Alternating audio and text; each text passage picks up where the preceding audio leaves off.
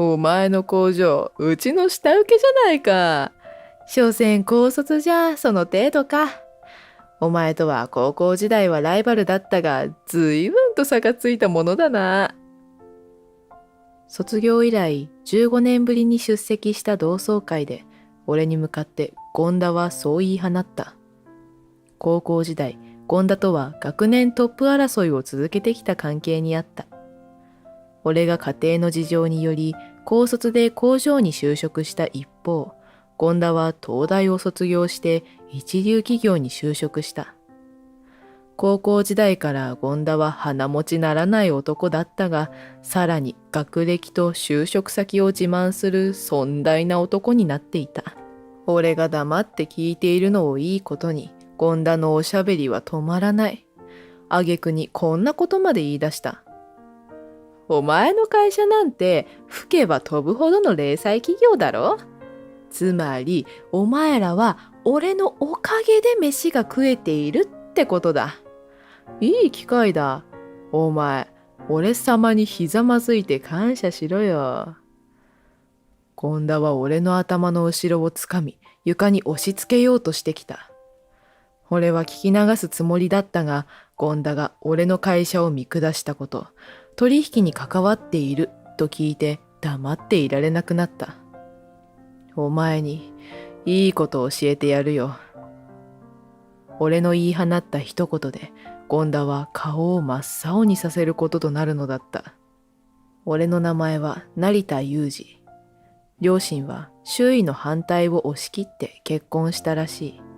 駆け落ち同然でこの町で暮らし始めた。俺が生まれた頃が幸せの絶頂だった。しかし、俺の物心つかない頃に父親が事故で亡くなってしまった。産後の声立ちが悪かった母は体が弱くなってフルタイムの仕事には就けなかった。頼れる親戚もいない。そういうわけで俺は貧しい暮らしの中で育った。母は亡くなった父を愛し続け、父以外の男性は考えられず再婚もしなかった。父のことを話す時の母は生き生きとしていた。あんたの父さんはね、男前な上に頭も良くてね、おまけに優しかったのよ。母が言うには、俺は父によく似ているらしい。俺は父から外見だけでなく、優秀な頭脳も受け継いだようだ。学校の勉強はよくできた。高校受験が近づいた中学3年。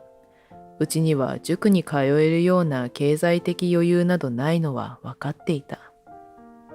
塾のお金なら心配しなくてもいいんだよ。お前のために取ってあるんだからね。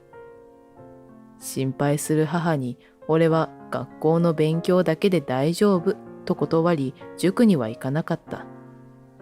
家で勉強するだけでなく、わからないところは学校の教師にしつこいくらいに聞きまくった。担任は俺の経済事情を理解して協力してくれたので助かった。おかげで地域でも一番の公立進学校に合格することができた。高校では部活に入らず、勉強一筋の毎日を送った。奨学金で大学に行き、一流企業に就職する。貧乏な生活から抜け出し、母に楽をさせてあげたい。そんな思いを抱いていた。成績はトップを維持したが、ある同級生が敵対心むき出しにしてきた。そいつの名前を権田渉という。塾も行けないくせに、俺より上の上位だなんて生意気だ。試験で俺が学年トップを取った時、2位だった権田は肉々しげにそう言った。権田家は地元の名士。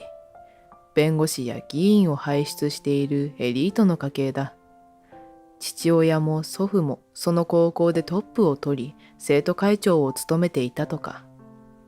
だから、権田も同じ道をたどることが義務付けられているらしい。だが、そんなのは俺に関係ない。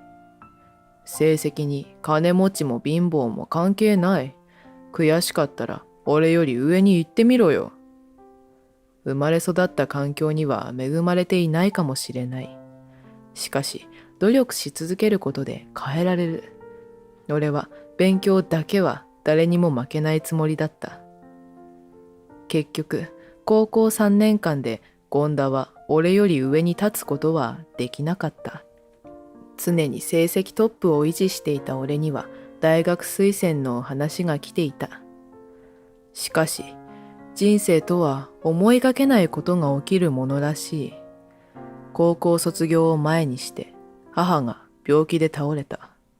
すぐに入院が必要だが治療費がかかる。大きな会社に入って活躍するのが夢だったのでしょ。そのためには大学に行かなくちゃ。私のことは心配しないで。母はそう言ってくれた。大した病気じゃないと強がる。だが、今すぐ治療しないと悪化していき、長く生きられないと医者に聞いた。俺は大学に進むべきか悩んだ。女で一つで育ててくれた母だ。夢を叶えられた時、一番喜んでほしい母がこの世にいなかったら？そう思ったら迷いは晴れた。俺は高校を卒業したら就職することに決めた。母はもちろんのこと、学校の先生にも猛反対を受けた。だが、俺は押し通した。自分で就職先を見つけてきた。自宅から通える地元の工場だ。仕事はきつそうだが、給料はいい。今は大学で学ぶより、働いて稼ぐのが大事だった。卒業式の日、俺は権田に呼び止められた。俺は東大に合格したぞ。最後は俺の勝ちだな。権田とは3年間トップ争いを続けたが、最後まで俺は譲らなかった。その代わりに進学先では勝ちだと言いたいらしい。負けず嫌いなやつだ。お前は就職だって？勉強ができても進路を誤ったな。学歴で生涯賃金に差ができることくらい知っているだろう？この先、俺は確実に勝ち組になるが、お前は負け組決定だ。権田は完全にバカにした顔で言う。俺は何も言い返さずにその場を去った。人それぞれ事情があるのだ。自分のことしか考えていない奴には理解できないだろう。俺は単に稼げそうだからという理由だけで決めたわけじゃない。就職した会社は技術力が高くて将来性がある。まずは工場勤務だが、職場でたくさん学び、資格を取って上の立場を目指すつもりだった。先輩、このラインの配置はこのように直した方が効率がいいと思うのですが。え？お前、よく気づいたな。成田くんは仕事熱心だし、よく観察しているね。少しでも皆さんといい仕事をしたいと思って。君みたいな新人がいると職場に活気が出る。本社の方にも伝えておくよ。ありがとうございます。職場での人間関係は良かった。進学校でトップ、大学推薦の話がありながら母の治療費を稼ぐために就職した。俺の事情がいい方に伝わったらしく、特に子を持つくらいの年代の人たちは同情的だった。俺は温情に甘えるだけでなく、仕事に熱心に取り組んだ。それが好循環を生んだようで、会社からの評価も上がっていった。入社して4年経つ頃には、仕事に関係のある資格をいくつか取り、現場のリーダーを務めるようになっていた。会社から幹部試験を受けるように言われたのはその頃だ。20代前半でそんな話が来るのは珍しい。だが、それだけ会社から期待されている証拠だ、と工場長は言ってくれた。俺のことは社長の耳にも届いているらしい。もちろん、俺はその期待に応えるつもりだった。入社してから15年が過ぎた。その間、母は手術を受けて人並みの生活が送れるくらいに回復した。元気になったはいいが、何かにつけて、ユージも30歳過ぎたんでしょ。結婚はまだなのというようになって困っている。父に似た俺がモテないわけがないという。しかし今の俺は責任ある仕事を任されていて忙しい。周りは男ばかりだし、わざわざ結婚相手を探そうという気になれない。そんな折、高校の同窓会の知らせが届いた。ちょうど休日だ。年がら年中仕事のことばかり考えているのも良くない。卒業以来会っていない同級生も多い。俺は気分転換のつもりで出席することにした。久しぶりだな。でもだいぶ太ったな。嫁さんの飯がうまいからな。お前はまだ独身だったっけ？いい相手探せよ。いや、仕事が忙しくて。同窓会はお盆で帰省するタイミングで催された。ほとんどが地元を離れているから卒業以来初めて会う同級生も多い。でも話してみれば高校時代に戻ったかのように打ち解けられた。俺は同窓会に来てよかったと思った。同窓会では今は何をしているかという話題になる。どこそこの会社で働いている。家業を継いでいる。結婚して子供がいる。そんな中、ひときわ大きな声で喋る男がいた。久しぶりに見たが、すぐに分かった。権田渉だ。上等なスーツに身を包み、いかにもエリートといった風情だった。おい、成田じゃないか。話したくはなかったが、さほど広くない部屋だったので、見つかって声をかけられてしまった。権田が言うには、東大を出て官僚になるつもりだった。日本の三大自動車メーカーの一つからどうしてもと誘われて勤めている。聞いてもいないのに誰もが知っているような大企業の名前を言った。お前は高卒で就職したんだったな。まだそこで働いてるのか？自分がどれだけ期待され、責任ある仕事を任されているのか。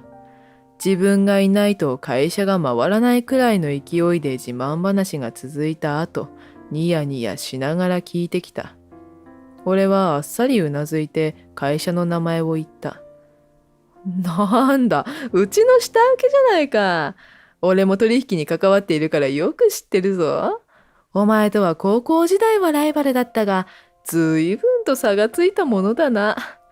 だから言っただろう。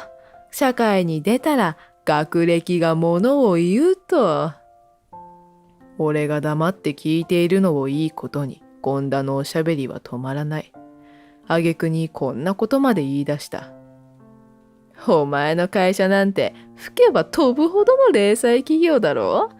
つまりお前らは俺のおかげで飯が食えているってことだ。は、いい機会だ。俺様にひざまずいて感謝しろよ。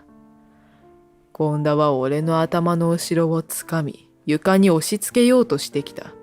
そばにいた同級生がいくらなんでもやりすぎだと権田をいさめたが、本人は傲慢に笑って聞かなかった。ずっとお前が気に入らなかったんだよ。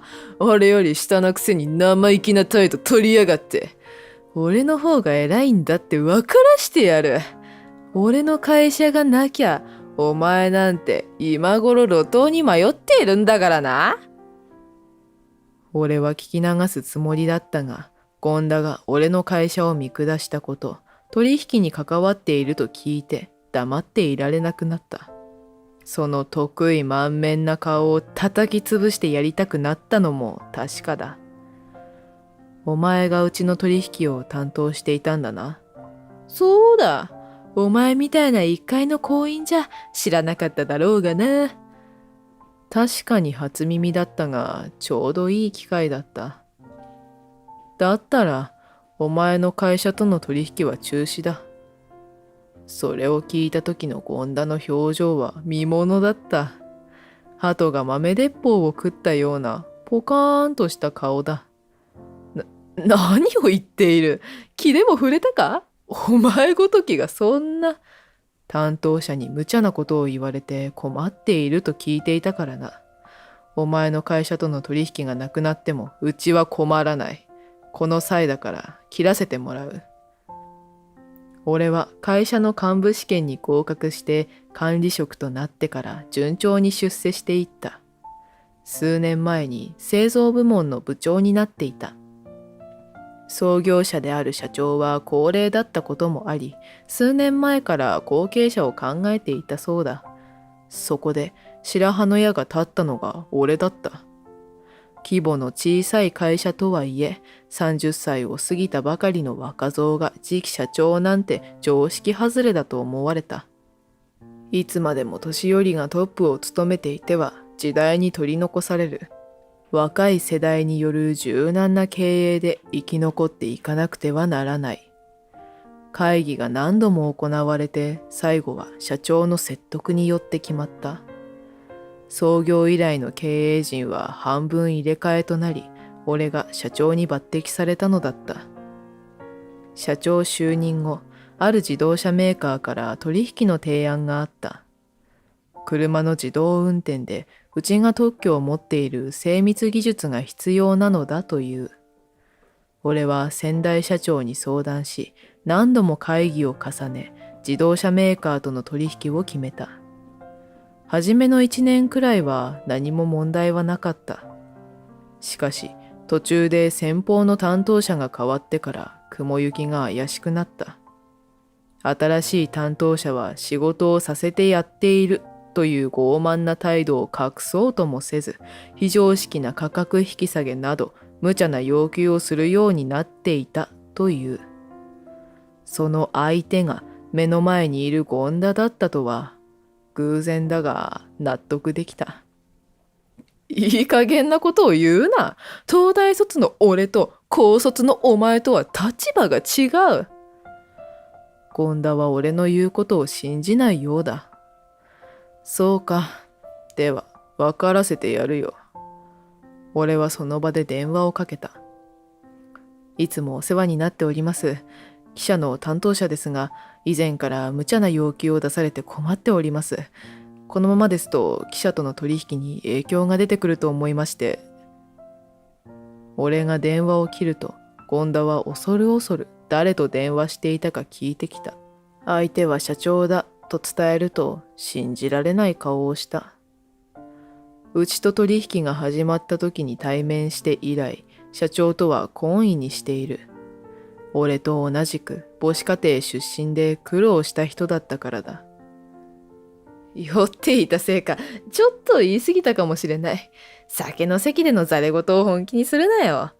なあ、考え直してくれ。俺とお前の仲じゃないか。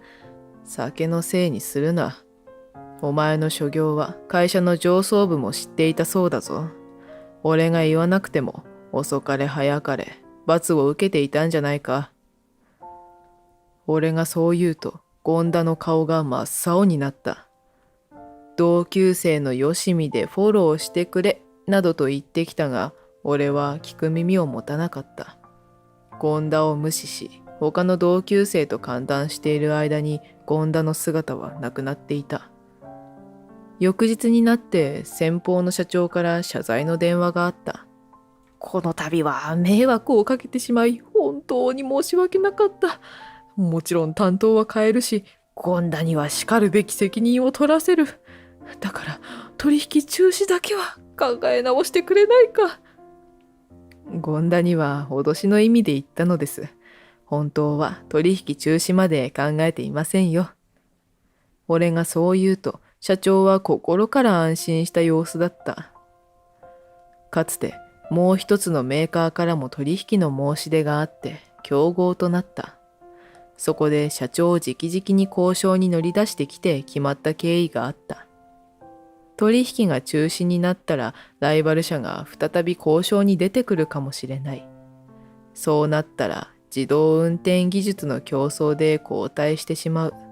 それが分かっていたからだった。ついでに権田のことも聞いた。本人は熱心に誘われて入社したと言ったが、実は真っ赤な嘘。国家公務員試験に何度も落ちたため、親戚のコネで入社してきた。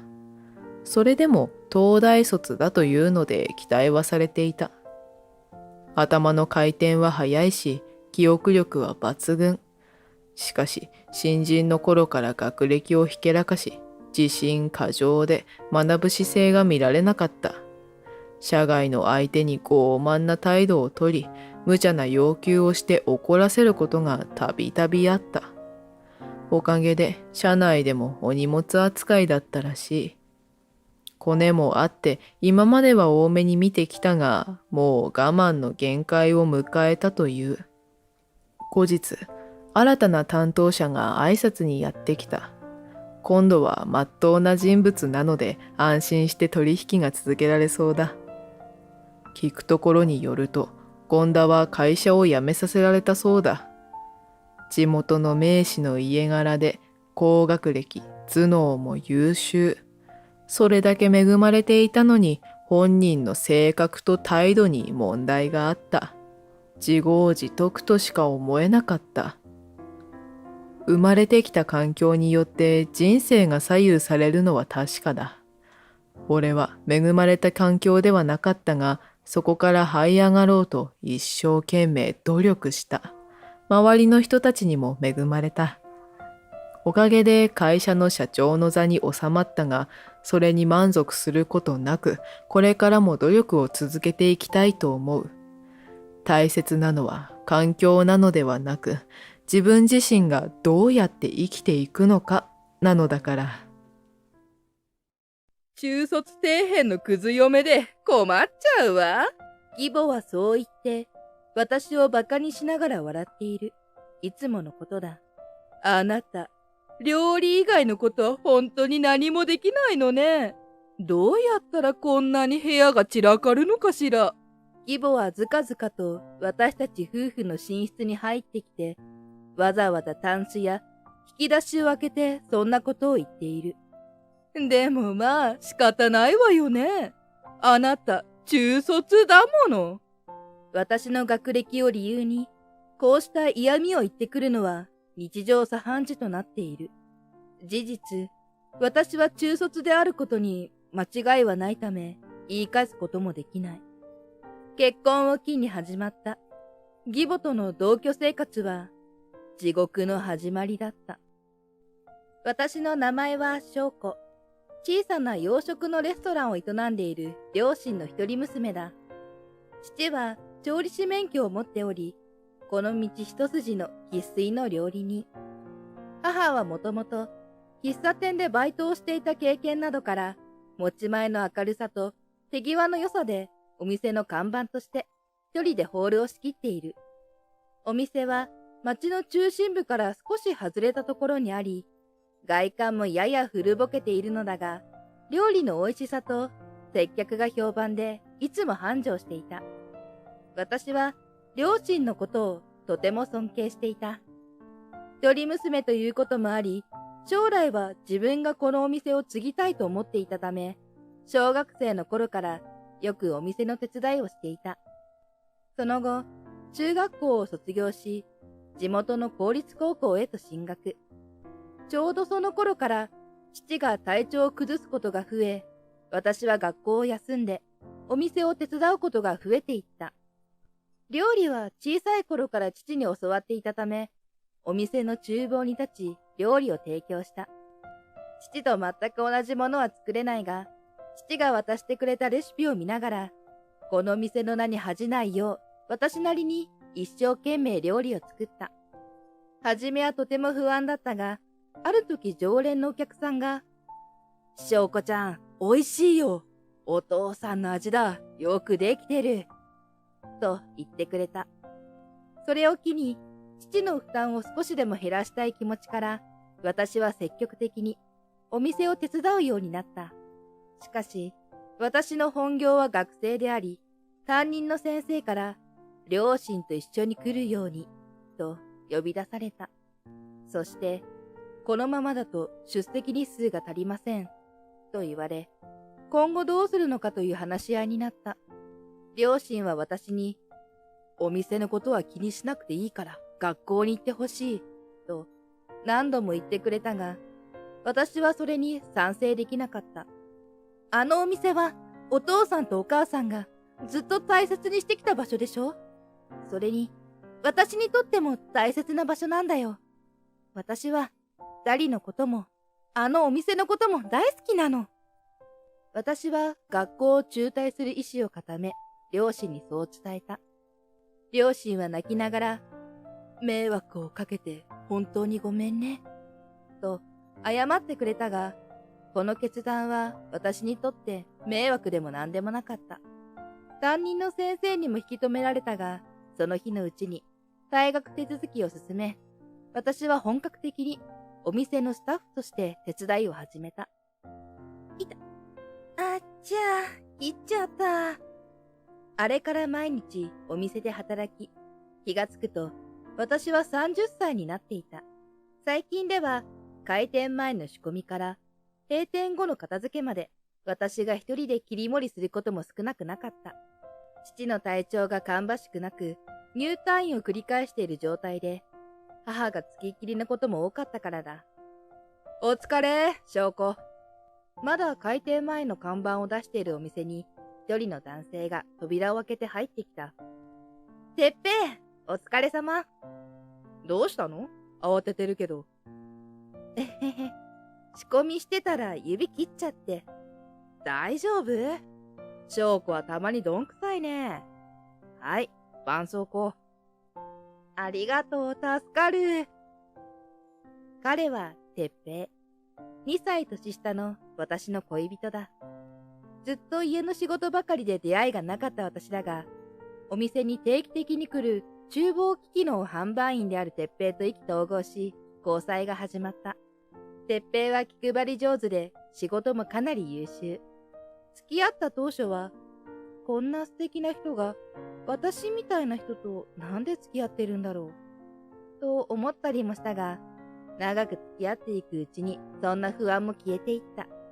私たちは付き合ってもうすぐ3年を迎える。てっぺいからは3年記念日に結婚しようとプロポーズされている。断る理由などないので、もちろんお願いしますと答えたが、少しだけ気になることがある。それはこの店を離れることだ。しかし両親は、店は心配しなくて大丈夫。翔子には幸せになってもらいたい。と、結婚に前向きでいてくれる。気持ちは嬉しいのだが、やはり心のどこかで申し訳なさを感じていた。3年記念日直前のある日、てっぺいとてっぺいの母親がお店に来てくれて、両家が初めて顔を合わせることになった。てっぺいから、父親は病気で亡くなっている、と聞いていたため、私は事前に両親に伝えておいた。ご挨拶が遅くなり申し訳ございません。いつも息子がお世話になっております。そう言って、てっぺいのお母さんは深々と頭を下げた。こちらこそ、いつも娘がお世話になっております。てっぺいさんには感謝しています。私の両親も揃って頭を下げた。さらに母が、料理しか取り柄がない娘ですが、どうぞよろしくお願いします。と言うと、そんなことはないと思います。てっぺいからはいつもいろいろとお話を聞かせてもらっていますので。と、てっぺいのお母さんは私に向かって微笑んだ。さあ、前置きはそろそろにして、今日はゆっくり食事しましょう。てっぺいのその声で、私は事前に用意しておいた手料理を机に並べた。まあ、とっても美味しそう。翔子の料理は本当に美味しいんだ。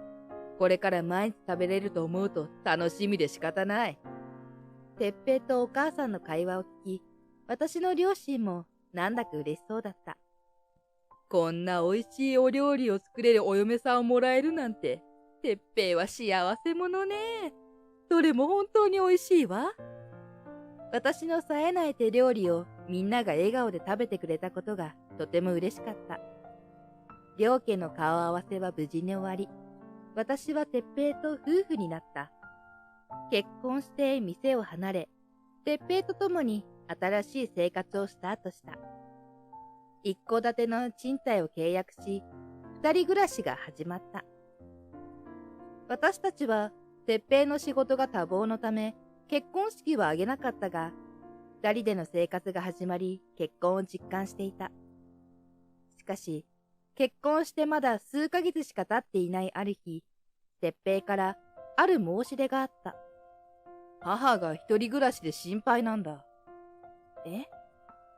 広い家も借りたことだし、来週からここに母を呼ぼうと思う。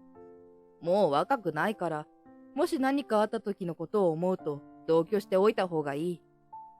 そんなことは結婚前に一言も言っておらず、突然のことに私は驚いてしまった。しかし、断る理由も見つからず、私はただうなずくしかなかった。そういえば、家を探している時に、鉄平はやけに一戸建てにこだわっていた。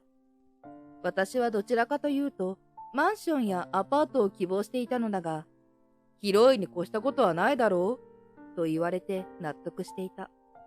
もしかして、最初からそのつもりだった？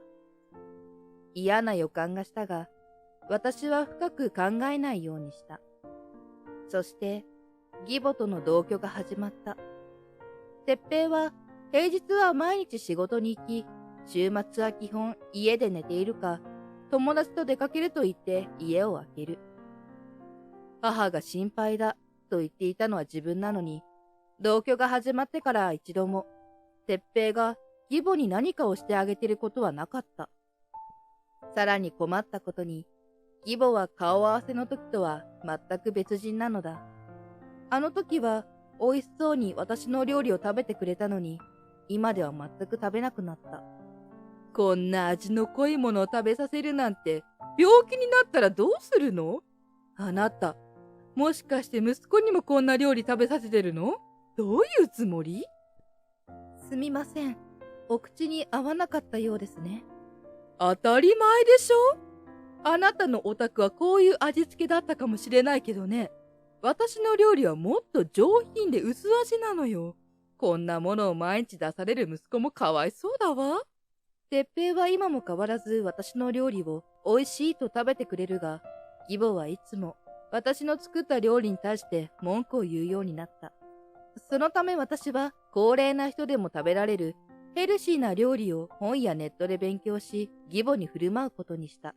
しかし今度は味がしないし質素すぎるわ。こんなんじゃろくに栄養取れないわよ。あなたの料理は何を食べても健康に悪そうね。と違った文句を言い出すようになった。また義母はいつも腰が痛い、それから足も痛いなどと理由をつけて家事を一切しない。面倒なことになりたくないので私が家事をやると、あなたこれで掃除したって本気で言ってるの？私にはただのゴミ箱にしか見えないんだけど。手際が悪いわ、仕事が遅いわ、つくづくダメな人ね。中卒の人間だからしょうがないかしら。などのイチャモンをつけられる。そんな生活が気づけば3ヶ月続いていて、私は完全に疲れ果てていた。鉄平に義母のことを相談しようとしても、仕事で疲れてるから、と取り合ってくれない。なんでも最近会社が大規模なリストラをしたせいで人手不足になっていて仕事が増えたそうだ。残業続きで帰ってくるのが連日遅かった。しかし私はどうしても義母のことを相談したかったので、鉄平が仕事に行く前に今日仕事が終わった後に外で話がしたいと提案した。家には義母本人がいるのでゆっくり相談できないと思ったからだ。鉄平は最近仕事が忙しいって言ってるだろうと嫌がったが、絶対譲りたくなかった私はお願いしますと頭を下げた。そんな私にさすがに押されたのか、仕事は遅くなるまであるけど少しなら時間は作れる。ただ本当に少しだけなと釘を刺しつつも話し合いに同意してくれた。そして夜8時に鉄平の会社近くの喫茶店で集まることになった。私は義母と一緒に家にいる時間を少しでも減らしたかったため、作り置きの夕飯を用意し、早めに家を出た。もちろん、義母には出かけることなど伝えていない。顔を合わせれば嫌味を言われるので、義母には外出を感づかれないように静かに準備し、待ち合わせに向かう。思った以上に早く着きすぎたため、少しブラブラと街を歩いていた。料理以外には無頓着で、普段一人で街中を歩くことなんてないので、神聖な気持ちだった。ふらっと入ったショッピングモールで、てっぺいに何か差し入れを持っていこうと思い立ち、店内をうろうろしていた。そこで私は信じられない光景を目にした。てっぺいが若い女性と二人きりで歩いているのだ。見間違いかと思い何度も目をこすったが紛れもなくてっぺいだった。そのまま二人は野外へ出ようとしているので気になって後をつけてみると物陰に隠れた二人は抱き合っていた。その雰囲気はただの友達同士とは思えなかった。てっぺいは浮気していると私は確信した。年がいもなく涙が溢れてきてしまった。私は耐えきれずにその場を後にして、てっぺいには休養が入ったから今日は行けませんと話し合いをキャンセルするメールを送った。どうして？いつから？相手は誰なの？頭の中ではさっきの光景がぐるぐる回り、気分が悪くなってきた。ふらふらになり、なんとか家に帰ったが、そこには義母が待ち構えている。どこに行ってたのよ。何も言わずに出て行くなんて何考えてるの？あなたには常識ってものがないのね。普通、出かけるときは先に報告しておくのが当たり前でしょ？いつものごとくガミガミ説教されるが、もう言い返す気力はなかった。義母には返事せず、台所に向かうと義母が夕食を食べた様子があるものの、ほとんど残っている。こんなことなら作るんじゃなかった。と、また涙が出てきてしまった。その後、私は自分の部屋に閉じこもっていた。てっぺいが帰ってきたが、出迎える気にもならなかったので、無視していた。翔子、まだ起きてるだろ？てっぺいが部屋の扉を強くノックしている。いつもなら、てっぺいが帰ってきたら、私が夜食を出すのだが、今日は姿が見えないため、部屋までやってきたようだ。なんなんだよ今日。仕事の合間に時間作って待ってたのに、直前でキャンセルされたらこっちも困るだろ？待ってた？どの口が言ってるんだろう。あなたは若い女性と楽しくデートしてたんだから、私がキャンセルしたところで困らないでしょ？私が何も知らないと思って、てっぺいは駆けつけた義母にまで言いふらし始めた。どうしたの？こんな遅くに騒がしいわね。翔子と夕食の約束をしてたんだけど、直前になっていきなり行けないって連絡が来てさ。で、帰ってきてからもずっと無視されてる。てっぺいは自分のことを棚に上げて、悲劇のヒロインのような言い方をしている。義母もそれに加担し、私に聞こえるように、二人で嫌味を言い始めた。はぁ、翔子さんにはもう呆れちゃうわ。今日も私に何も言わずに出て行ったのよ。心配したわ。家のこともろくにできないのに、親をほったらかして出かけるなんて信じられないわ。俺も、今朝いきなり夕食に誘われて、なんとか仕事の折り合いをつけて待ってたのに、誘った本人にすっぽかされるとは思ってなかった。旦那との約束を破って何してたのかしらね。夜遊びにでも行ってたのかしら。こんなことで、子供ができてたら心配でならないわ。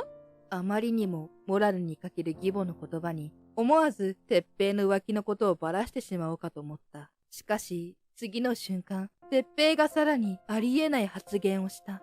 ああ、それは大丈夫だよ。こいつ、子供できないみたいだし。それにもうみそじじゃん？今さらこいつと子作りするなんて俺も考えてないよ。私は不妊症を患っていた。このことは今まで誰にも言ってこなかったが、てっぺいにだけは打ち明けていた。隠したまま結婚して、てっぺいを傷つけたくなかったからだ。絶対に誰にも言わないでほしいと懇願し、てっぺいもそれを快諾してくれていたというのに、こんなタイミングでばらされるなんて思いもしなかった。あら、翔子さん子供産めないの？本当に役立たずね。はは、俺結婚失敗したかな。私たちのことを騙してたのよ。どうせ誰も嫁にもらってくれないから、てっぺいと結婚したくてしょうがなかったんでしょ。二人の会話をこれ以上聞きたくなかったので、私はイヤホンをして大音量で音楽をかけた。その日は一睡もできなかった。目を閉じると浮気の光景がよみがえり、音楽を止めるとさっきの会話がリピートされる。辛くて苦しくて心がちぎれそうだった。それから数週間後、てっぺいの親戚一同が結婚祝いをするという名目で家にやってくることになった。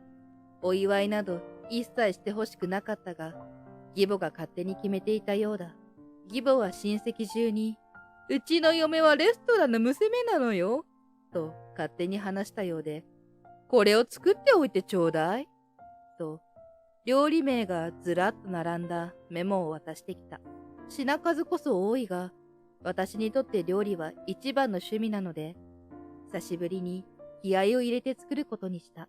無心で料理をしていると、日々のストレスが発散されているような、そして両親との温かい思い出が蘇ってくるような穏やかな気持ちになった。当日になり、総勢10名近い親戚が集まった。一戸建てとはいえそこまで広いわけではないが、リビングでぎゅうぎゅうになりながら皆なんとか腰を下ろす。おお、どの料理もうまそうだな。わざわざ用意してくれたの？ありがとう。親戚一同は私の料理に目を輝かせ、何度も美味しいと言いながらたくさん食べてくれた。久々の感覚で私は思わず嬉し泣きしてしまった。私なんかの料理をそう言って食べてくださって本当にありがとうございます。そう言って頭を下げるとみんなは、美味しいから箸が進む。ただそれだけだ。そうそう、こっちがありがとうだよ。また機会があったら作ってよ。と、温かい言葉をかけてくれた。そんな中、私がもてはやされていることに納得していない義母が横槍を入れる。そんなにいいものじゃないわよ。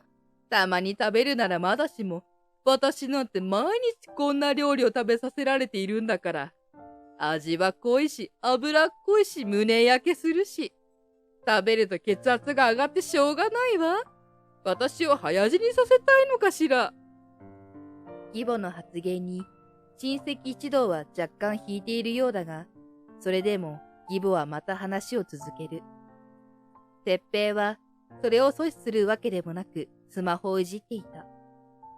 実家のレストランだって人気店って言われてるらしいけど、所詮ど田舎の小汚いお店よ。客層も悪いし、何を食べても味が大雑把なのよね。おまけに、中卒で就職もできないし、子供もできないなんて、外れ口引いちゃったわ。楽しそうに話している義母に対し、親戚一同は軽蔑の眼差しを向けている。親戚の中で私と一番年齢の近い女性が、翔子ちゃん、よくあの人に我慢できるね、と耳打ちしてきた。私は笑顔で、大丈夫です。今日で最後ですから、と返し、大きな声で、皆さん、これを見てください、とスマホを取り出した。画面には、哲平と浮気相手が抱き合っている写真が写っている。視線が一気に画面に集中し、みんながざわつき始めた。哲平は私の方に近づいてきて、何やってんだと大声で怒鳴った。何やってるって何も、ただ事実を皆さんにお知らせしただけだけど。ふざけんな！怒り狂っている哲平に義母が詰め寄る。哲平、これはどういうこと？知るかよ。俺がこんなことするわけないだろう。そうよね。そう。義母は哲平の言葉を信じたいようだが、あまりにも衝撃的だったのか言葉を詰まらせていた。私はここにいる人全員に証人になってもらうためにも、これまでのことをすべて話した。この写真は本物です。哲平さんは浮気をしていました。更新所で調べてもらい、たくさんの証拠が手元にあります。更新所だと？証拠、一体どういうつもりだ？鉄平を無視し、私はきっぱり言った。今日で離婚させていただきます。もちろん、慰謝料の請求もきっちり行います。そして、義母に視線を向けた。それからお母さん、これまで私にした嫌がらせの数々も、きちんと記録させてもらいました。お母さんにも慰謝料を請求しますので、よろしくお願いします。義母と鉄平は怒りで肩を震わせながら必死の抵抗をした。隠れてこそこそしやがって、お前みたいな奴と結婚してやっただけでもありがたいと思え。何様のつもりだ。そうよ。鉄平をそそのかして、私にまで不快な思いをさせたのよ。責任を取るのはあなたの方でしょう。二人して、まだ事実を認めようとしないが、もうこれ以上何を言われても関係ない。私は数々の証拠を持っている。二人が何と言おうと、浮気したこと、嫌がらせをしたことは紛れもない事実なのだから。そうだ翔子。今からでも遅くない。もう一度やり直さないか。俺はその写真の女に言い寄られて迷惑してたんだよ。だからこの機会にはっきり言ってくるから。だからさ。鉄平は最後まで嘘を嘘で塗り固めようとしていた。結構です。たとえあなたが言い寄られた側だとしても、浮気していたことに変わりはありませんから。私は笑顔でそう告げ、鉄平と義母はがっくりと肩を落とした。親戚一同は気まずい表情をしているが、その中で一人だけが、翔子ちゃん、よく頑張ったね、と声をかけてくれた。先ほど、耳打ちしてくれた女性だった。ありがとうございます。本当に、我ながらよく頑張ったと思います。心の中の闇が晴れ、すがすがしい気持ちになった。鉄平とは離婚が成立した。また、鉄平と義母から多額の慰謝料が払い込まれた。私は一旦実家へ帰ることにした。両親は私が帰ってきたことに最初はとても驚いたものの、何も言わずに迎え入れてくれた。ちなみに鉄平は浮気の件が会社にも知れ渡り、本社から支店へ飛ばされたそうだ。一戸建ての賃貸は解約し、義母を連れてどこかへと引っ越した。おそらく新しい仕事先の近くだろう。私はまたお店を手伝いたい気持ちと、もっと料理を勉強したいという気持ちの狭間で悩んでいた。すると父が、翔子、海外に行くといい。大変だとは思うが、いろんな経験を積むのはいいことだ。この店は、翔子が帰ってくるまで必ず守る。と言ってくれた。両親には、私の気持ちなんてお見通しだったのだろう。父の言葉に背中を押され、私は慰謝料のお金を使い、海外に出て、数々の料理人のもとで修行を始めた。しばらく経ち、とある三つ星レストランで働いていたところ、あるフランス人と出会い、再婚。交際期間は短いものの、料理を学ぶ者同士、切磋琢磨し合える心強いパートナーとなってくれた。5年間の修行を終えて、私は夫と帰国。両親は約束通り、今もお店を守ってくれていた。夫婦で一緒にお店を手伝い始め、本格的な味や美しい盛り付けが認められて、より一層繁盛していった。両親は私たちにお店を譲ってくれ、今は夫婦二人でゆっくりと生活している。最高のパートナーと大好きな料理に打ち込み、毎日が充実していて幸せだった。忘れた頃に義母から一通の手紙が届いた。夫と一緒にその手紙を読むと、そこには謝罪の言葉が書いてあった。自分が嫁いだ時も義母から料理のダメ出しをされていた。また、家事についても事細かく指摘されていた。翔子の料理はとても美味しかったが、同時に悔しくもあり、ついきつく当たってしまった。今は再び自炊を始め、翔子の味に近づけるよう日々料理を研究している。無理だとは思うが、いつか私の料理を食べてほしい。あの時は本当にごめんなさい。そういった内容だった。そっか。少しだけ義母に対する気持ちが変化した。自分の料理を否定されたり、苦言を受けたりするのは悲しいものだ。義母にもそのような過去があったことを初めて知った。いつかまた笑顔で一緒に食事ができたら、その日のためにも私はより一層料理の勉強に励もうと心に誓った。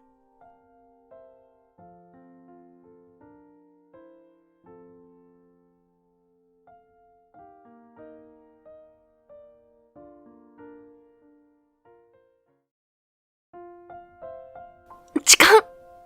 満員の電車内に響く女性の声。俺？声を上げた女性に掴まれたのは、まさかの俺の腕。一気に注がれる周囲の冷たい視線に、俺は某映画タイトルさながらのセリフを叫んでいた。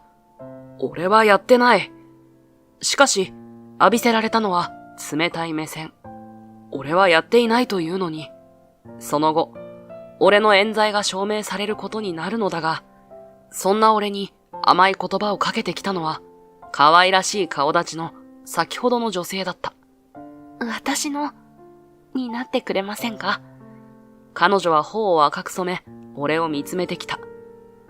俺たちは最悪の出会いから運命を共にすることになる。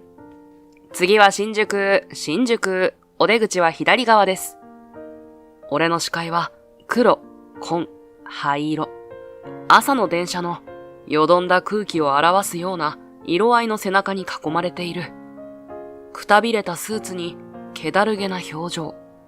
昨日までの疲れの取れぬ様子が色濃く浮かぶ企業戦士たちを乗せた電車は、今日も出荷のごとく人々を運んでいく。草加清隆、38歳。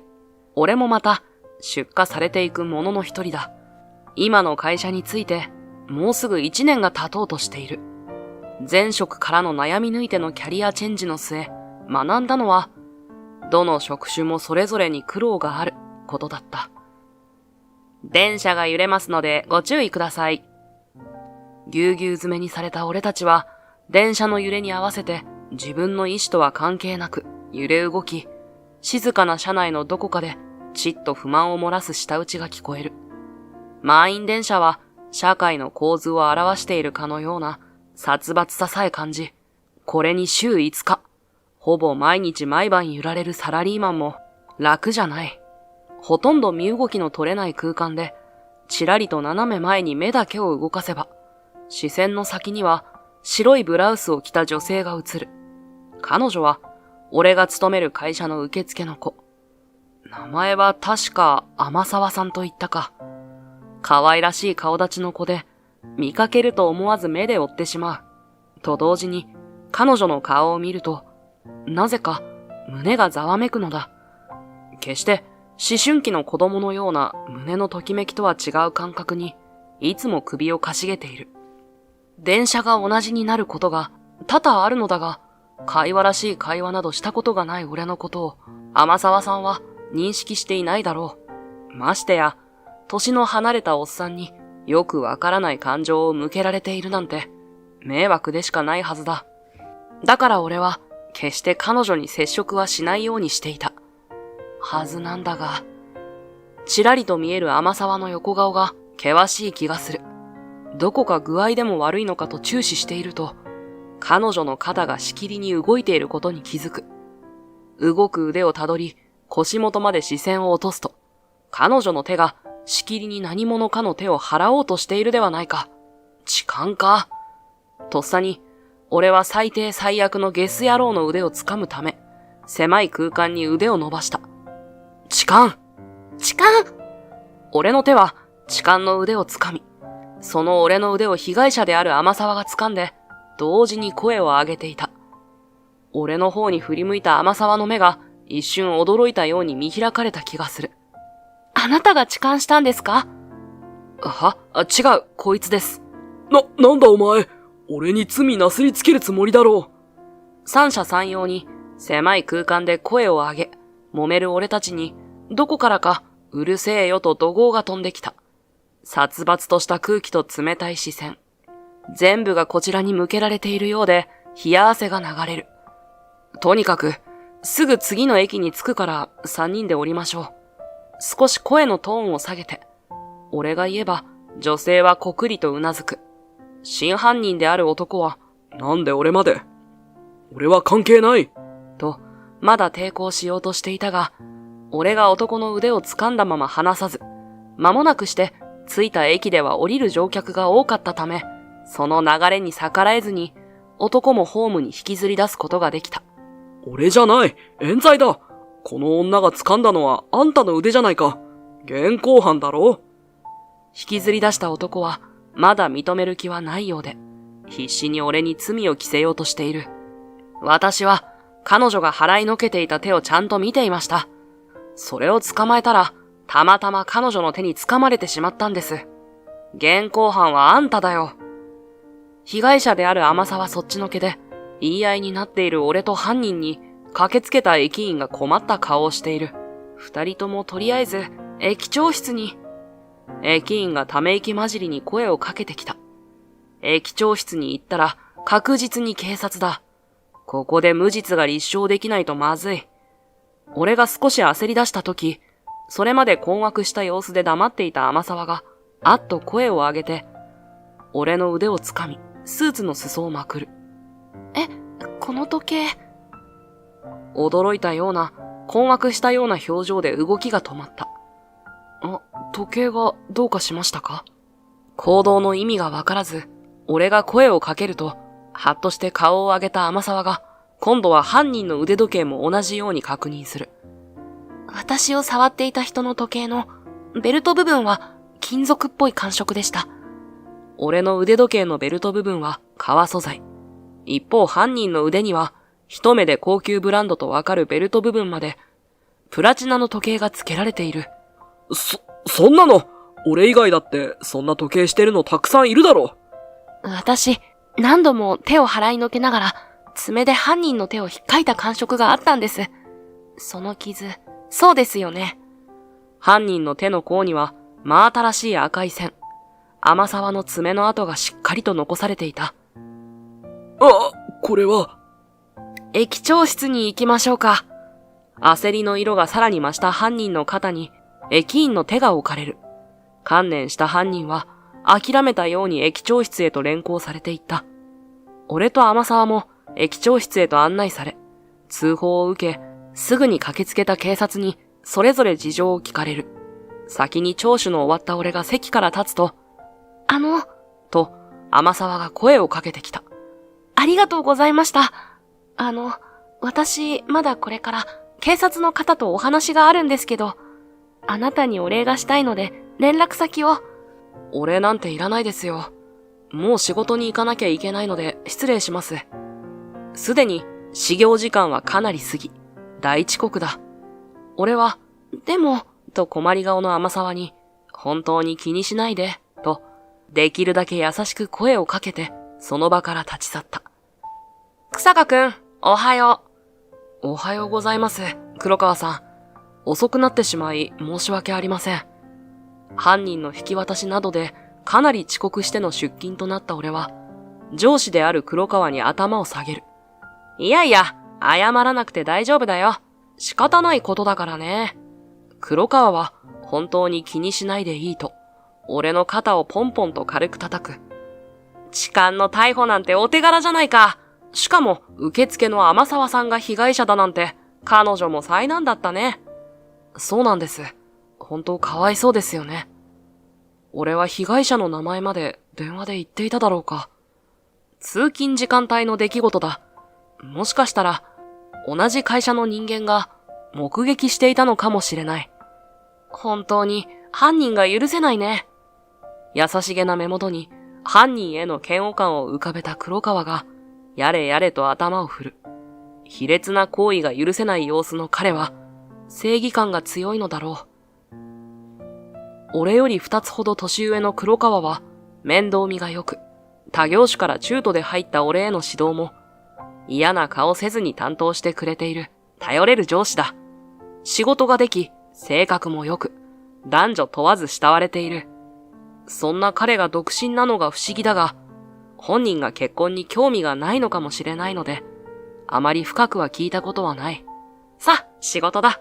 今日は草加くんも朝から疲れているだろうし、私も早く上がりたいんだ。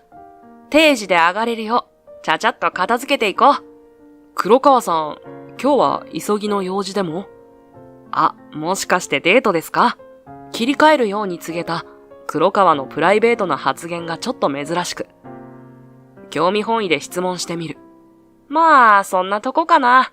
彼女の様子を見にね。彼女いらっしゃったんですね。もう1年くらいになるかな。可愛い子だよ。興味がないのかと思っていたが、ちゃんと相手がいたらしい。しかも、彼女のことを話す顔が、ことさら優しげで、とても大事にしていることがわかる。それは、お相手の顔を拝見してみたいですね。はは、そのうち、ちゃんと紹介できるんじゃないかな。これは近々結婚か？結婚式にでも招待してもらえるのだろうか。こんなにいい人と付き合えている女性は幸せだろうなと。もうここ5年ほど彼女のいない俺は羨ましさを感じた。定時になり、宣言通り時間ぴったりで退勤していった黒川に遅れること5分ほど。俺も今日の分の業務は片付いたので、すぐに退勤した。草加さんですよね。会社を出たところで、俺に声をかけてきたのは天沢だった。今朝は本当にありがとうございました。それから、私の勘違いで犯人扱いしてしまって、本当にすみませんでした。早々に頭を下げる天沢に、俺は慌てて頭を上げるように言う。俺がここに勤めてるって知ってたんですか？会社で見かけたことあって、私はここで受付してるんで、お名前は今朝駅長室で言ってたので、すみません。俺が今朝のことを根に持っていると思っているのか、焦ったように答える彼女に思わず笑ってしまう。いや、本当にもう気にしてないんで、謝らないでください。それに、被害者はあなたなんですから。俺も、あなたがこの会社にいらっしゃるのは知ってました、天沢さん。俺の言葉にほっとした様子の彼女に、それじゃ、と言って、立ち去ろうとした俺の服の裾を彼女が掴む。お礼に食事をおごらせてください。目の前には高そうな一枚板のカウンター。断る俺にどうしてもと食い下がる天沢の、もう予約しちゃってあるんです。の言葉に折れて、連れて来られたのは、そこそこの高級な寿司店。そんな店に来る機会など、ほとんどない俺は戸惑っていた。本当にいいんですか？こんないいとこでおごってもらうほどのことなんて、してないんだけど。私の気持ちなんで、気にせず食べてください。譲らないと言った彼女の様子に、いざとなれば俺が払うか、と、諦めて大将にお任せを注文する。カウンターに傷がついたらまずいだろうと思い、腕時計を外してハンカチに軽く包む。その時計、文字盤の部分だけ随分年代物ですよね。その様子をじっと見ていた天沢が口を開いた。ああ、これ、昔いただいたものなんです。ベルト部分はボロボロになってしまって、新しいのに変えてますけど、時計に興味があるのだろうか。確かに、名前はある程度有名なメーカーのものだが、特段ハイブランドというわけでもない。使い古したそれは、文字盤を覆うシルバーフレームにいくつもの傷がついている。天沢がその時計を見つめたままつぶやく。大事なものなんですね。どこか切なげに聞こえる彼女の声に、スキンと胸が痛む。大事というよりも、戒めかな。ぼそりとつぶやいた言葉は、彼女の耳に届いたかはわからない。俺は言い直すことなく、時計をそっとカバンにしまう。天沢も、特にそれ以上、時計に触れることはなかった。はい、お待ち。一貫目に提供されたヒラメは、昆布締めされ、旨味が凝縮している。やはり、手間暇かけられたネタを提供する寿司はうまい。こんな美味しいお店を知っているなんて、天沢さんはよく来るんですか？いえ、昔家族で何度か来たことがある程度です。パパ活でも疑いました？ごふっと喉にシャリが詰まりそうになり、俺は慌てておちょこのしじみのだし汁を飲む。そんなの疑ってないですよ。慌てる俺の姿にクスクスと笑う天沢は、冗談です。と言うと、提供されたホタテに手を伸ばす前に、大将、お写真数枚いいですか？と確認してネタの写真を1枚、そしてなぜか俺にスマホを向けて1枚。とっさのことにポカンとしたまま写真を撮られた俺を気にすることなく、スマホをカバンにしまうと、大将に失礼しましたと告げて、今度こそホタテに手を伸ばした。草加さんにお願いがあるんです。私の彼氏になってくれませんか？え？突拍子のない天沢の言葉に間の抜けた声が出る。正確には、付き合っているふりをしてほしいんです。ああ、ふりね。と思いながら、いやいや、それでもまだ意味がわからないと、俺は頭を振った。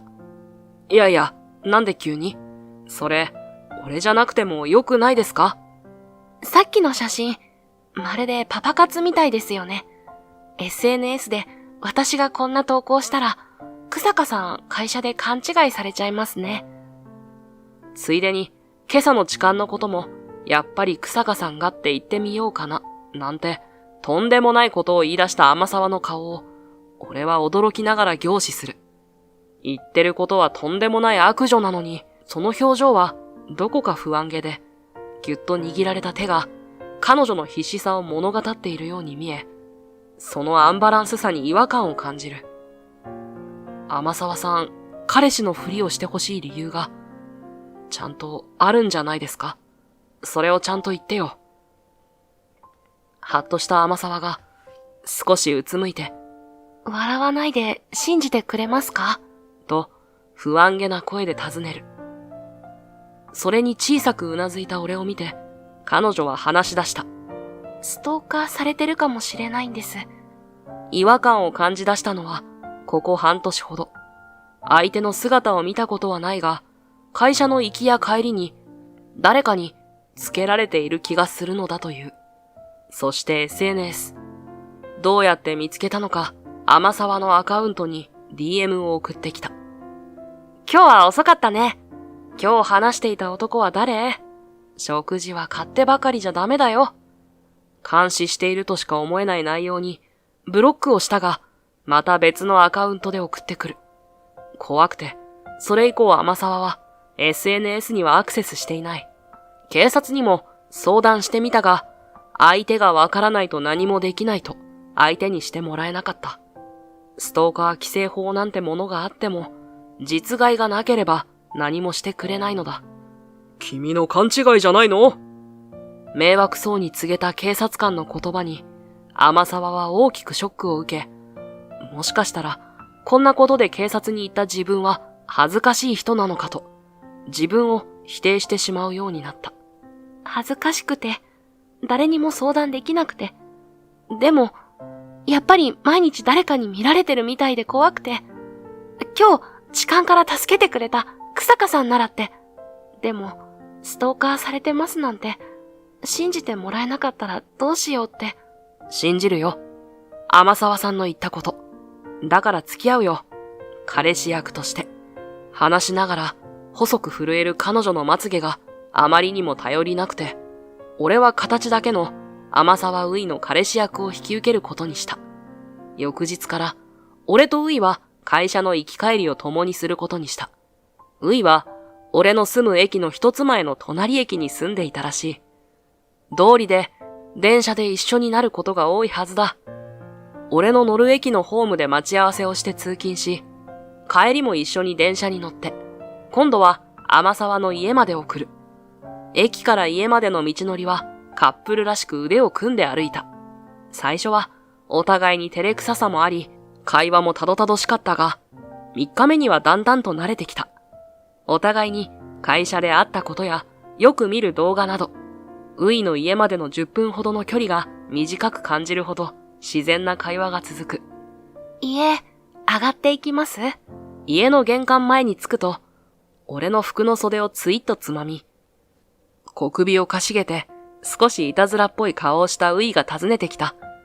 それ、期待していいの？え？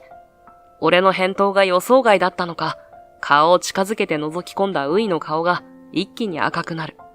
自分からけしかけたくせに、小悪魔になりきれない彼女に耐えきれず笑ってしまった。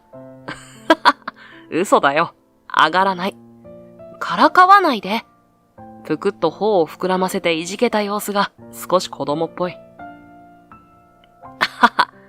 先に大人をからかったのはウイでしょ。それに、上がったら俺だってわからないよ。あんまり信用しすぎないで。最後は少し本音をぼやいて、彼女の頭をポンと軽く叩き、おやすみ、また明日、と告げる。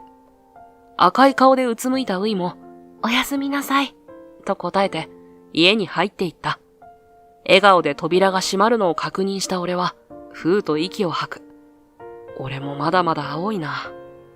少し早い心臓の音に苦笑いを浮かべながら、マンションを後にした。それから1週間。この1週間で、行き帰りに不審な人間を見かけることもない。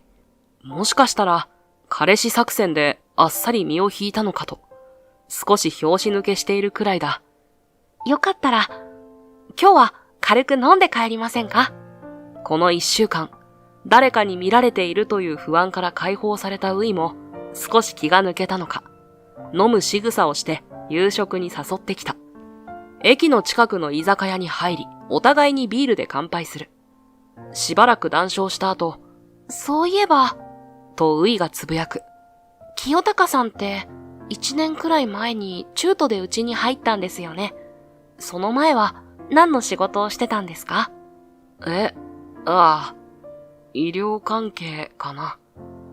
ウイの問いかけに、歯切れの悪い返答をしてしまう。どうして辞めちゃったんですか？人の命と向き合うのが怖くなった。なんて、かっこ悪いね。遠慮がちに、けれど、真剣な顔で問いかけてきたウイに、少しだけ本音で答えてみた。笑いません。自重する俺に、ウイははっきりと言った。だって、それって、清高さんがすごく真剣に、人の命と向き合ってきたからじゃないですか？人の命って、すごく重くて、でも突然簡単に消えてしまうものだから。だから、命と向き合うのが怖いって思うのは、かっこ悪くないです。清高さんは優しいから、と、優しい目でしっかりと俺の目を見て告げたウイに驚く。この1週間で、彼女は俺をそんな風に思ってくれていたのか。嬉しいような、気恥ずかしいような。未だに前職について悩んでいる心が少し軽くなった気がして、ありがとうと、俺もウイに微笑んだ。それに少し顔を赤くしたウイが、ふいっと目をそらし、いいえ、と、ビールをごくごくと飲む。そういえば、ストーカーのこと、ご両親には相談してないの？親に言って、実家に帰るのが一番安全なのではと、ふと疑問が浮かぶ。父は小さい頃に病気で亡くなっていて、母も小学生の時に事故で。あ、ごめん。軽率なこと聞いて。謝る俺に、気にしないでくれとウイが困ったように笑う。彼氏のふり、本当にありがとうございます。清高さんが家の前まで送ってくれるので安心です。このまま何もなければ、清高さんが彼氏のふりをする必要もなくなりますね。そういったウイの表情が少し寂しげに見えるのは、俺の願望だろうか。たった1週間の彼氏役だが、この役回りが不要になるかもしれないことを、俺は少し残念に思っている。お互いを名前で呼び合うようにした約束も、これが終わればまた他人行儀な呼び方に戻るのだろう。本人にぴったりな柔らかいウイという名を呼べなくなるのが残念に感じる。そんな不謹慎なこと、思っちゃダメだよな。自分の考えに苦笑いが浮かび、俺は手元のビールで思いを喉に流し込んだ。早く、この契約が解消できるに越したことはないでしょ。大人のふりして微笑んだ俺に。でも、もう少しもっとちゃんと安心できるまでお願いできますか？上目遣いに尋ねてきたウイに、ざわりと胸が騒いだ気がする。うん。ウイが安心できるまで、いつまででも付き合うよ。思わずそう答えてしまったが、言ってから、俺はじわじわと気恥ずかしさに顔が赤くなりそうなのをごまかすため、そういえば、と話題を変えた。この1週間、SNS はアクセスしてみた？あ、いえ、そうですね。今ログインしてみます。恐怖心を煽っていた DM が、未だ送られてきているのか、確認するため、スマホを操作するウイの表情が、一気に凍りついた。ウイ、見せてくれる？青ざめた様子に、そっとスマホを受け取り、画面を見た俺の表情も同じく固まる。ここ数日、どうして俺以外の男といるんだ？裏切り者。君は俺のものだろ？許さない、許さない、許さない、許さない、許さない。打ち込まれた文字に執念が込められている。このストーカーのウイへの感情は常軌を逸している。直接の付きまといがないあたり、俺がいるというのは相手への抑制になっているのは間違いない。真っ青になったウイを連れ、すぐに駅前の交番に立ち寄り、事情を説明する。渋々といった様子ではあったものの、当面は夜間のマンション付近の巡回を増やしてくれると約束してくれた。翌日、この日もウイと共に出社した俺は、退勤間際に今日も残業なく一緒に帰れることを彼女に連絡する。そこに声をかけてきたのは黒川だった。草加くん、急で悪いんだが、この資料を今日中に仕上げてくれ。今日はどうしてもすぐ上がらなきゃいけないんだ。基本的に部下に残業をさせない黒川にしては珍しい。昨日の今日なので、できるだけウイを一人で返したくないのが本音だが、仕事となれば仕方ない。それに、ここ最近の黒川はどこか落ち着かない様子が見て取れた。おそらく、プライベートで急ぎ帰らなければいけない用事があるのだろう。世話になっている上司だ。残業くらいは引き受けたい。俺はすぐにウイに残業になった旨を連絡すると、会社の近くのカフェで待っていると返事が来た。人目が多い場所であれば安心だろう。俺は早めに残業を終わらせるべく、すぐに作業に取り掛かった。草加くん、お疲れ。黒川さん、お疲れ様です。どうしたんですか？資料の方もまとまり、そろそろ切り上げて帰ろうかと、デスクを簡単に片付けていると、定時に上がったはずの黒川がオフィスに戻ってきた。時刻は8時過ぎ。すでにオフィス内には俺しか残っていない。ああ、予定が変更になってね。やっぱりこっちの予定を早めに片付けようと思って戻ってきたんだ。いつもと変わらない穏やかな笑顔で返答する黒川にどことなく違和感を感じる。そうなんですか。でも頼まれてた資料はもう出来上がっているので、あとは明日の朝一に部長から承認もらうだけですよ。僕ももう帰るとこです。わざわざ俺に頼んだ仕事を自分で仕上げるために戻ってきたのだろうか。律儀な黒川らしいといえばらしい。いや、それのことじゃないんだ。まだ他に急ぎの仕事があるんですか？いや、仕事とは別のようなんだ。君にね、草加くん。再び感じる違和感。いや、威圧感。いつもの笑顔と変わらないはずなのに、不穏に感じる空気をまとった黒川に、俺は首をかしげつつ、さりげなく胸ポケットに入れていた一本のボールペンに触れた。僕に言おうとは、最近、天沢さんとよく一緒にいるみたいだね。突然出されたウイの名前に戸惑う。彼女とはどんな関係？彼女、天沢さんとはお付き合いをしていますが、ウイとの約束通りの回答をすると、黒川の目元がピクリと動いた。付き合ってる？そんなはずないだろう。肯定する俺のセリフに被せるように発せられた黒川の否定。ここ最近、天沢さんは困っているみたいだったが、原因は君だったんだね。は？ふーっとため息をついた黒川が、やれやれと頭を振りながら言ったセリフの意味が理解できず、俺は間の抜けた声を出していた。天沢さんにつきまとっているだろう。彼女とても怯えているよ。ここ最近は食欲もないのか、細い体がますます痩せてきてしまっている。君の彼女への一方通行な思いを彼女に押し付けないでくれるかい？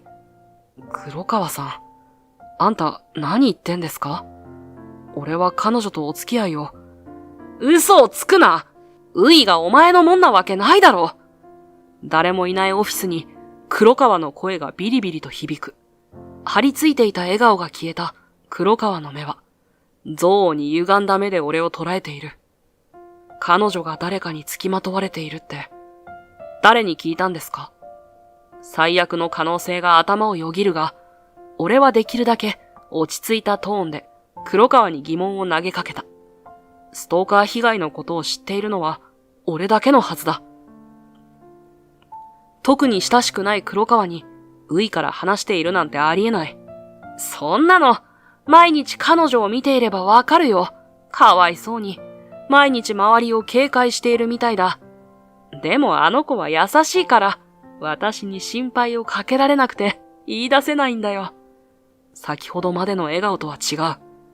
にたりとした笑顔で話し出す黒川に恐怖を感じる。黒川さんと彼女は親しい間柄なんですか？僕は彼女から聞いたことがありませんが、君と彼女こそ親しい間柄でもないのにそんなこと言うわけないだろ。だって君、毎日のように彼女に張り付いてるけど、彼女の家に入ったことないだろ。あ？俺はウイを家に送るとき、マンションのオートロック内まで入り、玄関前まで送っている。彼女が家に入ったのを見届け、今度はマンションの裏口から出ていくのだ。万が一、家までストーカーがついてきていても、多少の牽制になると思ってそうしていた。だが、今の黒川の言いぶりはどうだ？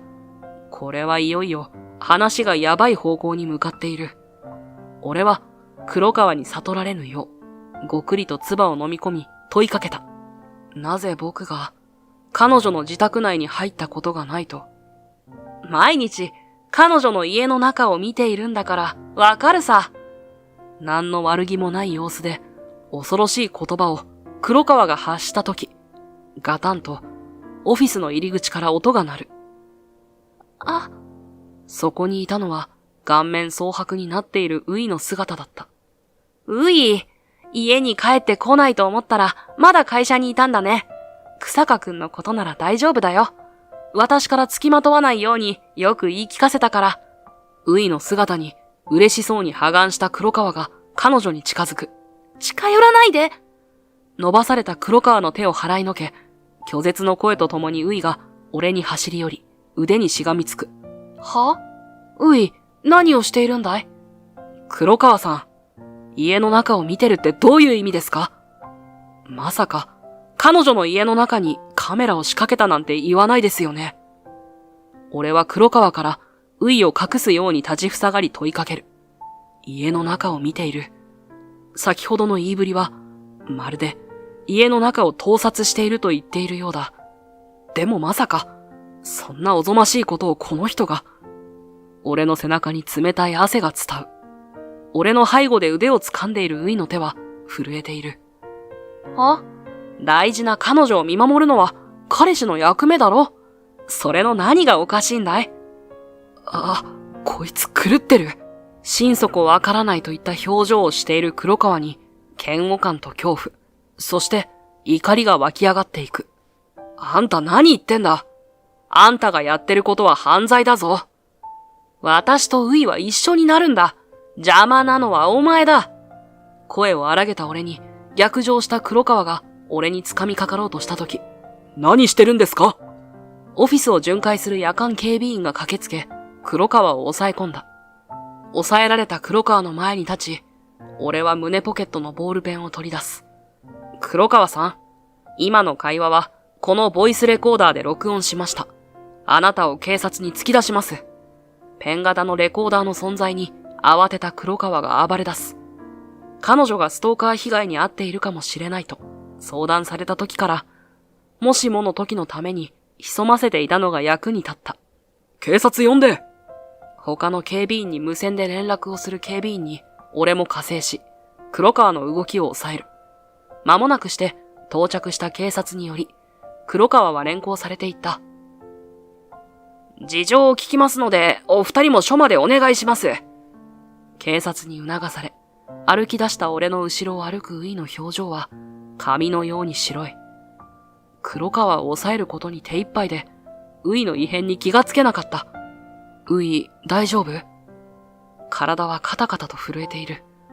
お腹、痛い、気持ち悪い。力ない返事とともに、その場に膝をついたウイが突然嘔吐した。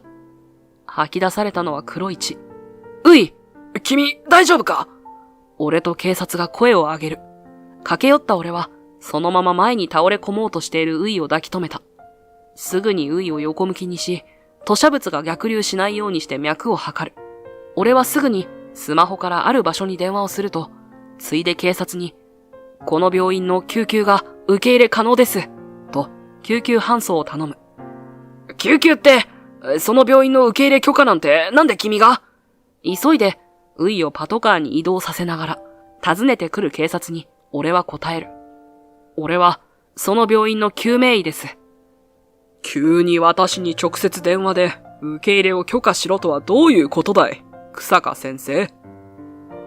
君の頼みだし、人命がかかっているから受け入れを許可したが、と、渋い顔で俺に問いかけるのは、この病院の院長だ。俺はこの病院で、1年前まで救命医をしていた。俺は、日々失われることの多い人の命に疲弊し、救命から逃げた人間だ。検査をし、点滴に繋がれているウイは、出血性胃潰瘍だと診断された。黒川からのストーカー行為による過度のストレスが原因か。これからすぐに内視鏡での止血処置を行わなければならない。ここに連れてきたってことは、戻る気になったのか？悩み抜いて辞めさせてくれと言った俺に、今の会社を紹介してくれたのは院長だ。院長は、今も俺に戻ってきてほしいと思っているのだろう。だからこそ、今も名前だけは、この病院に在籍させてくれている。私は、君はこの仕事が向いていると思っているよ。君は、この病院の救命医の誰よりも腕がいい。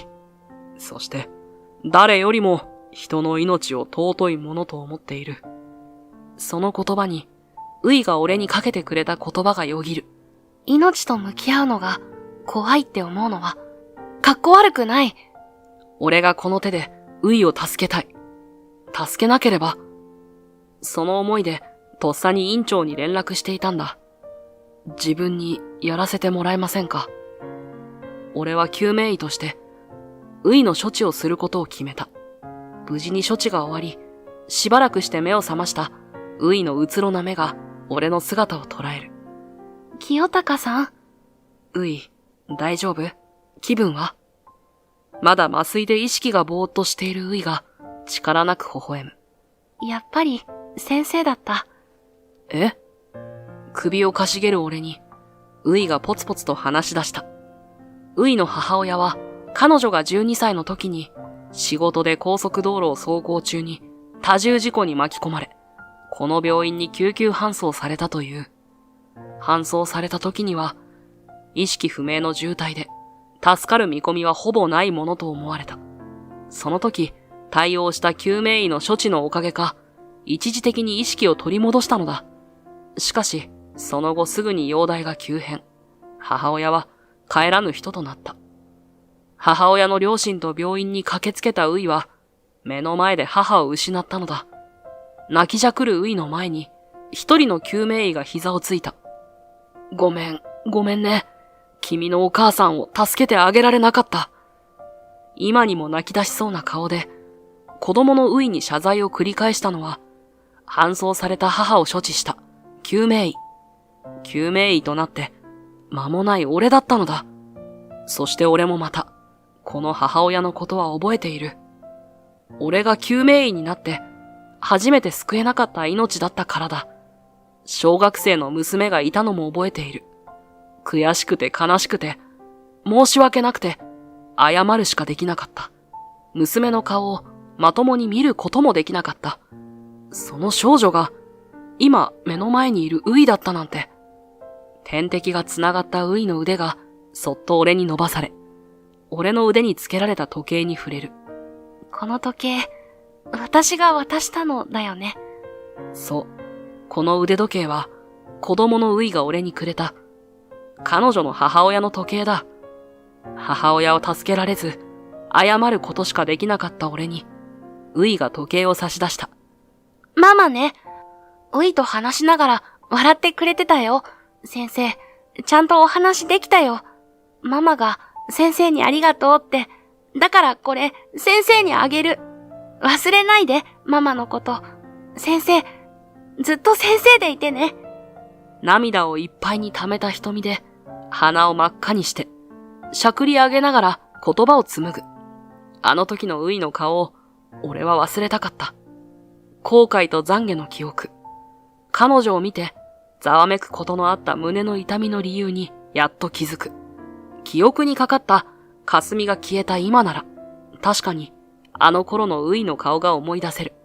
俺は、少女だったウイを、心のどこかで忘れられずにいたんだ。助けられなかった患者を忘れないために、俺はこの腕時計をし続けていた。ずっと先生でいて。救命医であることから逃げたとき、ウイのこの言葉が頭をよぎった。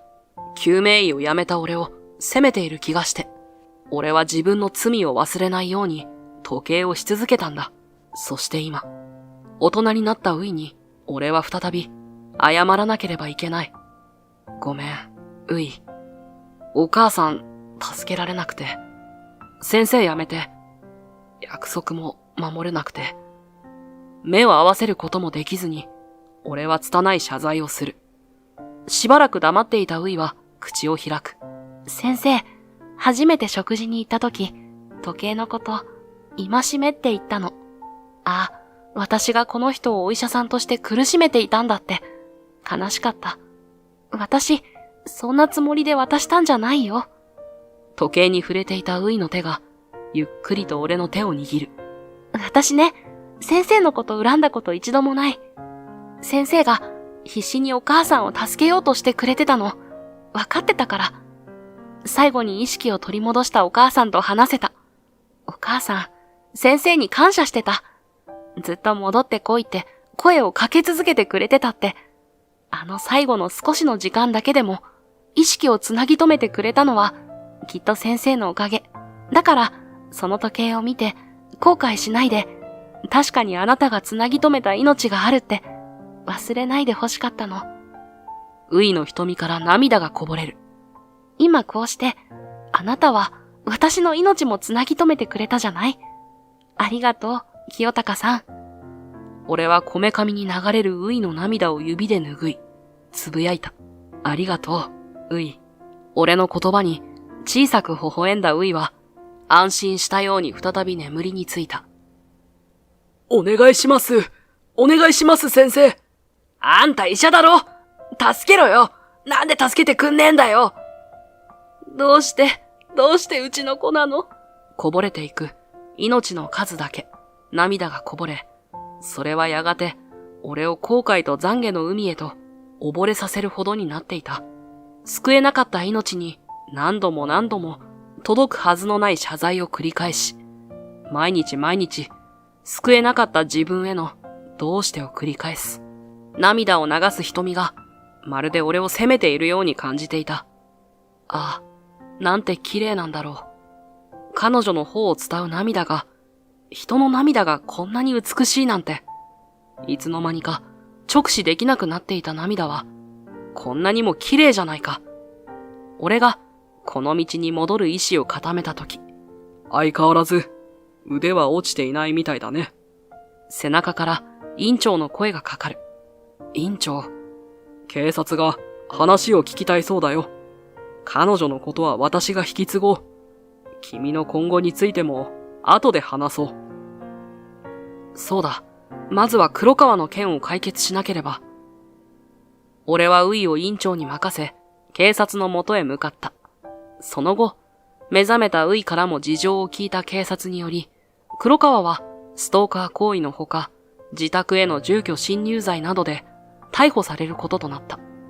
それから数日後。これで安心して過ごすことができるね。はい、本当にありがとうございました。先生は会社を辞めてお医者さんに戻るんですか？礼を述べるウイが、俺の名を呼ぶのを躊躇して、先生と呼ぶ。そうだね。天沢さんのおかげで、戻る決意ができたよ。ありがとう。お互いによそよそしくなった呼び名に、心にぽっかりと穴が開いたような喪失感が湧き上がる。明日には退院となるウイと、俺との接点は完全に途切れてしまう。私、本当は先生が会社に中途で入った時から気がついてたんです。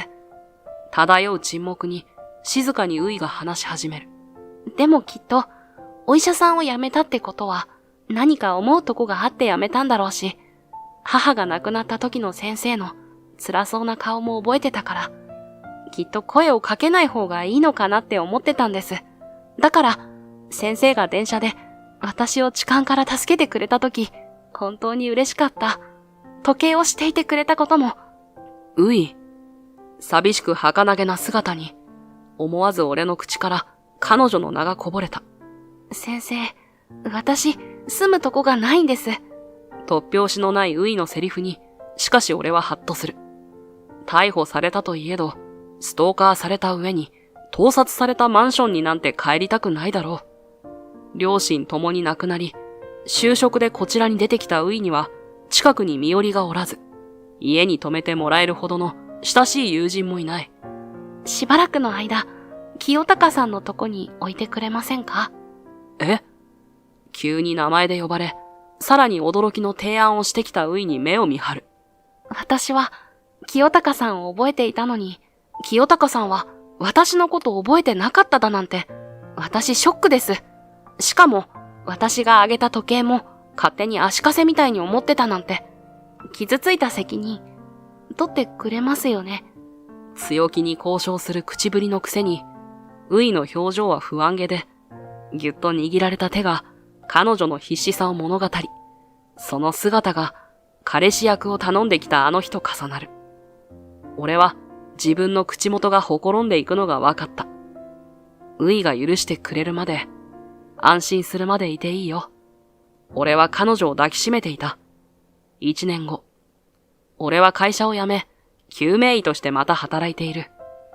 命の儚さと尊さに胸を痛めることはなくならないが、そんな時は、ウイにもらった時計を見つめれば、自分の手で救える命が確かにあることを忘れないでいられた。そしてウイは、以前の会社を辞め、今は別の会社に勤めている。黒川が逮捕され、解雇となったと言っても、いつ釈放され、自分の前に現れるかわからない。会社がバレているのは危険だ。あれ以来、ウイは俺と一緒に暮らし続けている。お帰りなさい。今日も帰宅した俺を嬉しそうに出迎えてくれる。ただいま。疲れた声してる。大丈夫？今日は立て続けに救急の対応があり、仕事終わりに立ち寄る場所もあったので、その疲れが声に出ていたのだろう。ウイが心配そうに顔を覗き込む。少しね。でも、ウイ見たら元気になったよ。もっと元気になるように、キスしてあげようか？小首をかしげる仕草が相変わらず可愛いと思うのは惚れた弱みだろうか。じゃあ、そうしてもらいましょうか。ちょっと待って。言い出したくせに、俺がずいっと顔を近づけると、恥ずかしそうに背けてしまうのも相変わらずだ。待たない。そう言って、腕の中に抱きしめたウイが、もう、と赤い顔を隠すように、俺の胸に顔をうずめる。ウイ、キスはしない。してくれるんじゃなかったの？赤いまま、無言のウイにくすっと笑みがこぼれる。じゃあこっち、と言って、彼女の左手をそっと持つ。白く細い薬指にそっと口づける。なに？王子様みたいに。恥ずかしそうだが、嬉しそうにクスクス笑うウイに、俺はポケットにしまっていた小さな箱を取り出した。受け取ってくれますか、姫？冗談っぽく言った声は少し緊張していなかっただろうか。差し出した箱の中にはシンプルな指輪。未だにあの時の恐怖を思い出し、震えることのある彼女を、俺は生涯をかけて守りたいと思っている。この指輪に誓って、君を守るよ。結婚してください。驚き固まっていたウイの瞳が、じわじわと潤んでいく。やがて、羽のように柔らかく微笑んだウイの瞳から、涙がこぼれた。はい、喜んで。その涙は、今まで見たどの涙よりも、美しく、輝いて見える。これから先も、俺は、彼女と共に、時を刻み続けるんだ。